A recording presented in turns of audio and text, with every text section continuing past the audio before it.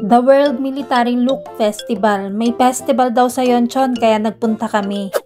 Madalas kami magpunta ni Bossing dito sa Yeoncheon kasi dun din ginaganap yung Flower Festival. Yung Flower Festival ng Yeoncheon, dun din mismo gaganapin yung Military Festival na pupuntahan natin. Nandito na kami sa parking area, sabi ni Bossing mas okay daw mag-park dito kaysa doon mismo sa festival. Kasi baka maraming tao doon at mahirapan kaming mag-park. So naglalakad kami kaya lang na-realize ko parang ang layo ng pinarkingan mo, boss.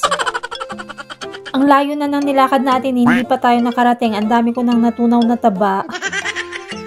Mabuti na lang maganda yung scenery kahit naglakad ng medyo malayo. At eto na nga yung entrance.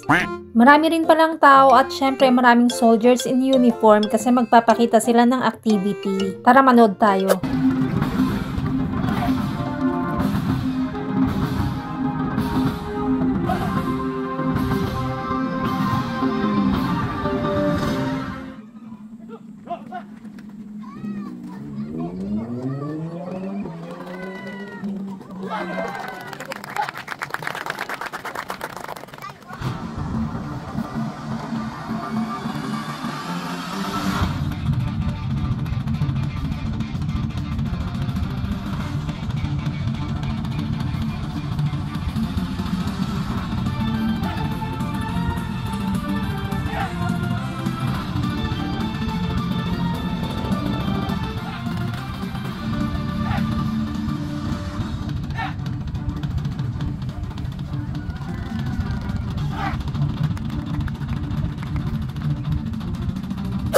Ilang minuto rin tumagal yung program nila tapos dito sa side, meron silang mga naka-display na mga gamit nila. Yung mga ginagamit nila sa battle. Ang dami ko na videohan dito kaya lang yung iba hindi ko maipakita sa inyo kasi baka bawal kay TikTok.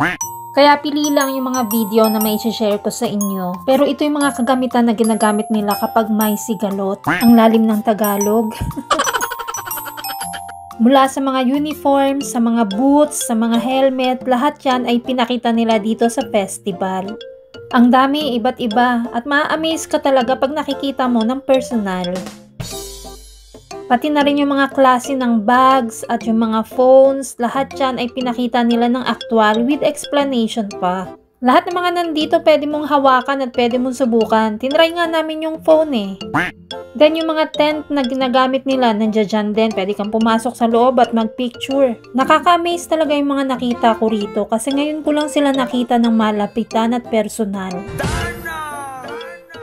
Katulad ng mga to, pwede mo yan hawakan. Pwede mo ngang iangat tapos mag-picture ka. Then, heto naman yung mga drones na ginagamit daw nila. At marami pa akong ibang klaseng drones na nakita dyan sa festival. Pati na rin yung mga gamit nilang equipment na gaya niyan. May mga pictures nga kami na may hawak na high-powered na armas nila. Kaya lang, syempre, hindi ko pwedeng i-post dito. Anyway, dito sa festival, may mga nagbebenta rin ng foods. Kaya hindi ka magugutom kahit mag-ikot ka ng matagal. Kung gusto mo pa ng mga ganitong kwento, huwag mong kalimutang i-like and share ang video ko. O siya, sa susunod na kwentuhan ulit. Annyeong!